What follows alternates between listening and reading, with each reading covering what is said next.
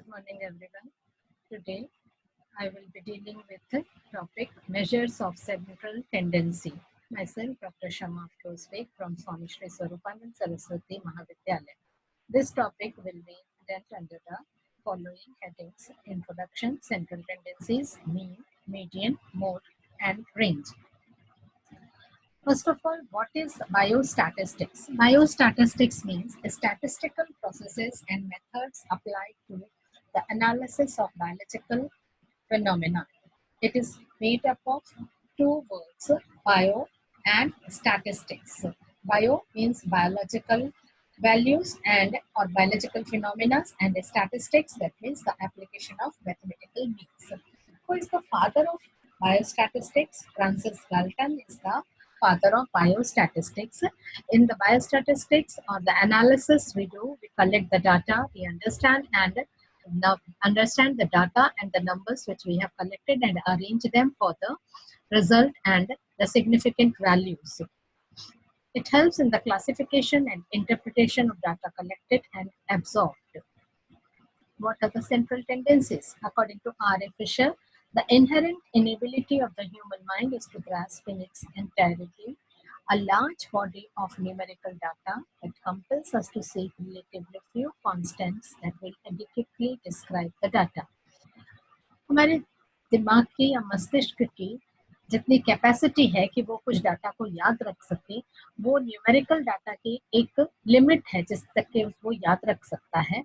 अगर मैं कहूँ कि पूरे दुर्ग क्षेत्र में हर एक घर में कितने मेंबर हैं, तो ये डाटा याद रखना कि इस घर में घर नंबर 1 में 5 हैं, घर नंबर 2 में 9 हैं, 3 में 8 हैं, इस तरह से याद रखना बहुत मुश्किल होगा. अगर मैं कहूँ कि वहाँ हर एक घर में औसत कितने लोग हैं या मीन कितने लोग हैं, तो it is very easy. We can say 5 members are residing in a home or 3 members or 4 members are residing. So हम जब डाटा को एक मर्ज कर देते हैं या उसको सेंट्रली लोकेट कर देते हैं, then it is very easier to remember it. For that we are using the central tendencies. The measure of central tendencies are numbers that indicate the center of set ordered numerical data.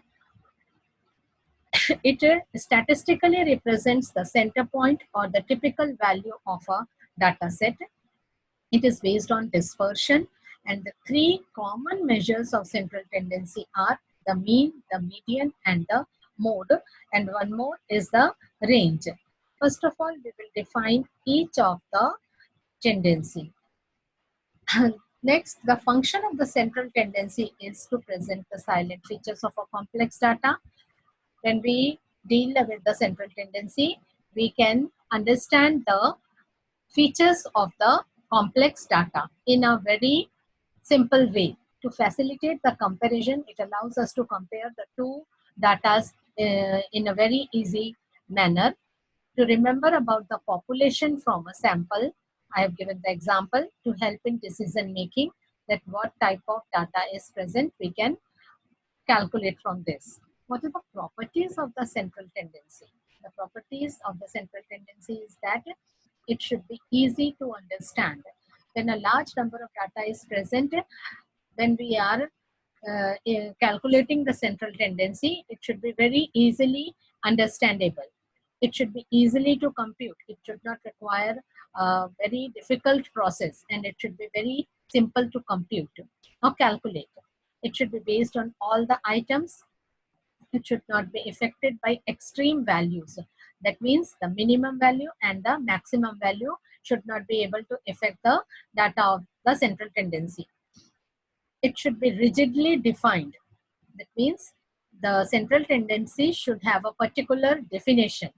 It should be capable of further algebraic treatment. When we are calculating the central tendencies, they can be used for the further developments also. The four central tendencies are mean, median, mode, and range. Mean is calculated by dividing total values of the item in a variable by their number. Median according to Cantor, is the value of the variable which divides the whole data into two equal parts. One of the part is having the greater values and the other part is having the lesser values, and that particular value which divides the data into the two parts is the median. Mode of the data is that value or that item of variable which represents or which repeats the largest number of a time. The range is the difference between the highest and the lowest variable of the data. Now we will discuss each and every central tendency. Mean, it is denoted by M or X bar. It is the sum of all observations divided by the number of observations in the set. The sample mean can be computed by the following ways: simple method, from ungrouped data, and from the assured mean method. The formula is given as follows, and we will take each method by an example. First, the simple mean. The data given is 11, 13, 15, 21, 27, and 12, and the formula is sum of x divided by n, where n is the number of the data given and x are the values of the data. We add the values 11 plus 13 plus 15 plus 21 plus 27 plus 12, which is divided by 6, that is equal to 99 divided by 6, which is equal to 16.5. So the mean of the given data is 16.5. Next is that of the ungrouped data, computation of the mean for ungrouped data. For the ungrouped data, the chart is as follows. The class interval is given 1 to 10, 11 to 20, 21 to 30, and so on. We have to calculate the midpoint x. The midpoint x is calculated by the highest value added with the lowest value divided by 2, that is equal to 5.5. 20 plus 11 divided by 2 is equal to 15.5, 25.5, and so on. The frequency of each class interval is being given or provided is 3, 11, 7, 4, 15, 0, 7, 3, and sum of all the frequency is equal to 50, which we have to calculate. For calculating from ungrouped data, the formula is mean is equal to sum of f into x. We are having f value, we have calculated x value, we have to calculate fx. The fx of each class interval is calculated 5.5 into 3, that is equal to 16.5, and so on. And sum of this fx, all the values 16.5, 170.5, 178.5, and 222 to 26.5 are added, which comes here as 1875. We are putting the values in this data in the formula. Mean is equal to sum of fx divided by sum of f. Sum of fx is equal to 1875 divided by 50, that is equal to 37.5. So the ungrouped data, the value comes to be 37.5. Now we will calculate the mean with the help of assured mean method or assumed mean method. In this, the data provided is as follows, which I have tabulated.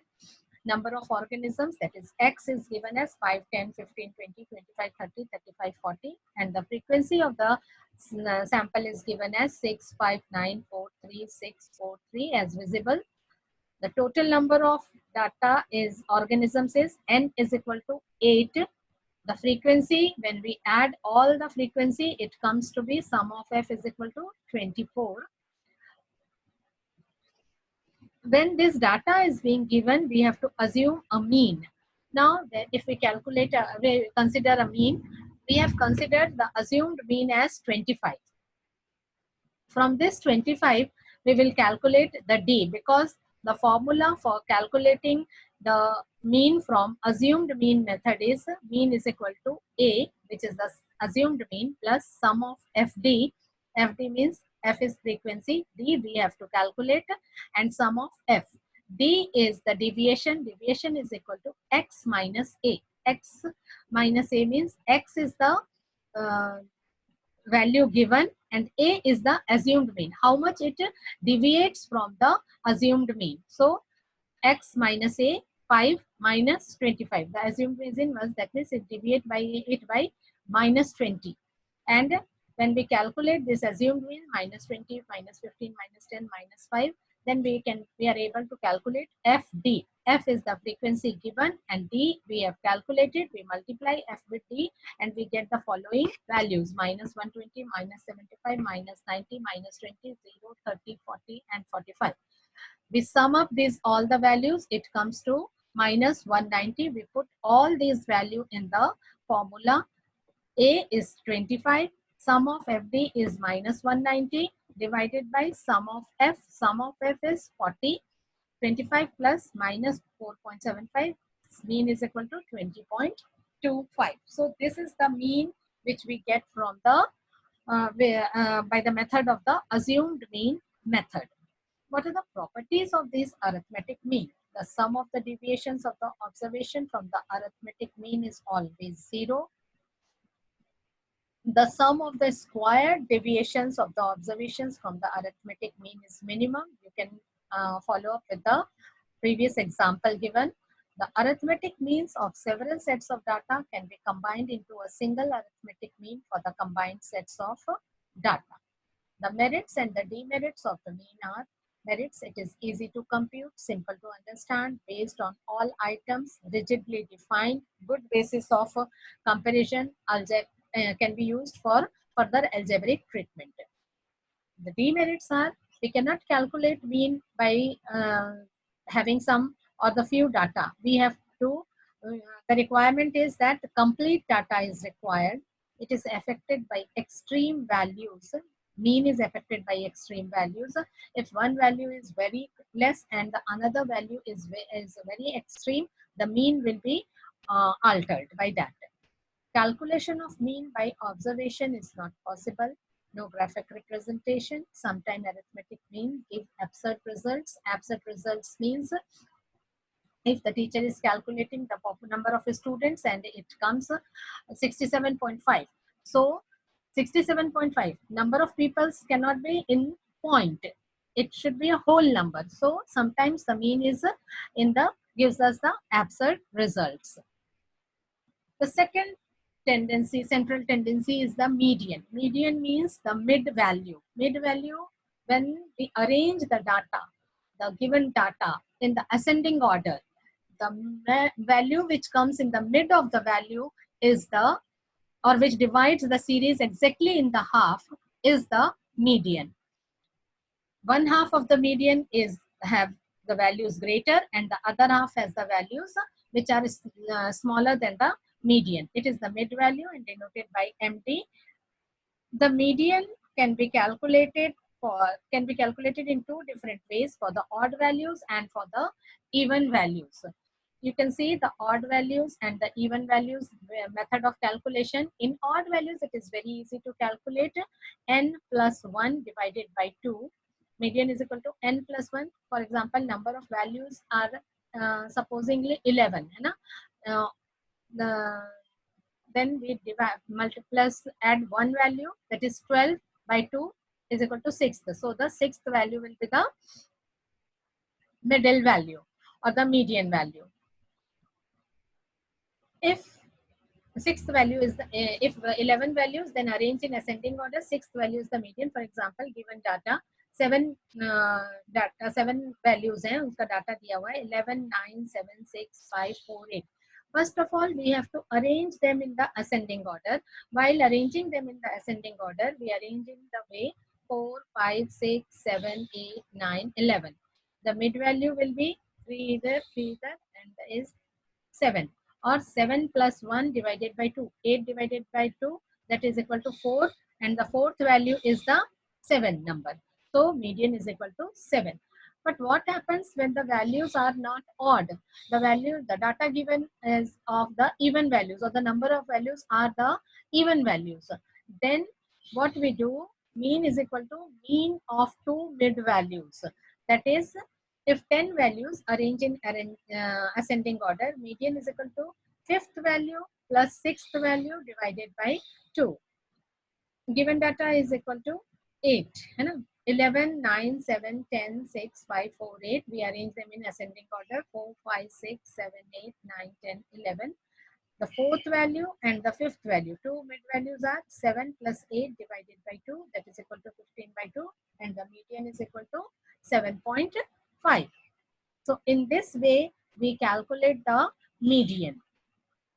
The properties of median: the value of the median is fixed by its position in the array and doesn't reflect the individual value. It is the value itself, and it does not tells us about the individual values of the sample or the data. It only tells that this is the value of median. If 7 is the value of the median, it tells us that some data are below this 7 and some data are above this 7, above the value 7. Each array has one and only one median. It cannot be two or more. Median cannot be possible or not possible. The aggregate distance between the median point and all the value in the array is less than from any other. It cannot be manipulated algebraically. It is stable in that grouping procedures. It is not applicable to qualitative data. What are the merits and the demerits of the median? It is easy to calculate as we have seen it. It is the exact value. It is not affected by extreme values. It only depends upon the number of data and the midpoint, mid of the value. It is stable in grouping procedures, whole distribution of measurement. The demerit says that two samples cannot be combined for a median. It is not a representative of whole distribution in true sense. ये पूरे data को represent नहीं करता, ये सिर्फ बताता है कि डाटा का मिड वैल्यू क्या है या उसके मध्य में कौन सी वैल्यू आती है. उसके पहले की वैल्यूज उससे कम होती हैं, उससे बाद की वैल्यूज उससे ज्यादा नंबर की होती हैं, पर कितनी होती हैं और कितनी ज्यादा होती हैं ये यह नहीं बताता है. Next central tendency is the mode. Mode means suppose a number appears more than one times. Here the most frequent value in the distribution in a given data. If a number varies for more than one time, the maximum time with the greater density, that is the mode. The value of mode is established by the predominant frequency and not by the value in the data. It might be like that the number 2 appears 6 times and number 14 appears one time. It is not like that 14 is a greater number, so it can be the mode. It is the 2 which is appearing 5 times or 6 times, then 2 will be the mode in the given data. It is the most probable value, hence the most typical. A distribution may have 2 or more modes. When it is having one mode, then it is unimodal. If it is having more than one mode, so then it is bimodal or trimodal. One which is appearing for more time. For example, 2 is appearing 6 times, then 2 is the first mode, and 5 which is appearing for the 3 times is the second mode. The properties of the mode. The mode does not reflect the degree of modality. It cannot be manipulated algebraically. Modes of subgroups cannot be combined. It is unstable, that is influenced by grouping procedures. Values must be ordered and grouped for its computation. The merits and the demerits of the mode are: it is easy to compute, represent the whole based on values, avoids the effective of extreme items, can be ascertained by mere inspection. हम इसको सिर्फ data को देख करके बता सकते हैं कि ये वैल्यू बार बार आ रही है, इसके लिए कैलकुलेशन जैसी कोई जरूरत नहीं होती है. Demerits are that mode does not define the data. It does not tell us about the other data. Sometimes if we are knowing only the mode, we can only tell that this number is appearing more time, or this in a given sample, this is the maximum frequency. We can tell, but we cannot tell what is the highest frequency, what is the lowest one, what is the mean of that data. We cannot tell by knowing the mode. Sometimes it is indefinite. it is not based on all the observation of a series. It is indefinite. It is not based on the observation of the series.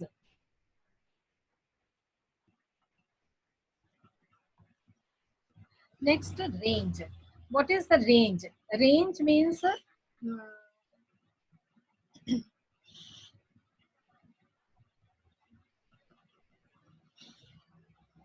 range, it is the difference between the highest and the lowest variable of the data. The highest and the lowest variable of the data means the highest value of the data and the lowest value of the data. R is equal to L minus S. It is influenced by extreme values. The merit says it is easiest to calculate and simplest to understand. Demerits not based on all observation. It is affected by sampling fluctuations. Before telling the references, I will like to tell you the relationship between the mean, median, and mode. What is the relationship between mean, median, and mode?